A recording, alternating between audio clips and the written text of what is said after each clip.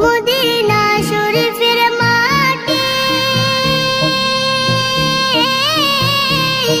আমার চোখে মুখে বুকে মাখিও। এমন পবিত্র মাটি, এমন পবিত্র মাটি আমার নবীর রওজায়। তোমরা যদি যাও গো মদিনায়, তোমরা যদি যাও গো মদিনায়। ইয়া রাসূলুল্লাহ, ইয়া হাবিবাল্লাহ, ইয়া রাসূলুল্লাহ, ইয়া হাবিবাল্লাহ। মদিনা শরীফের মাঝে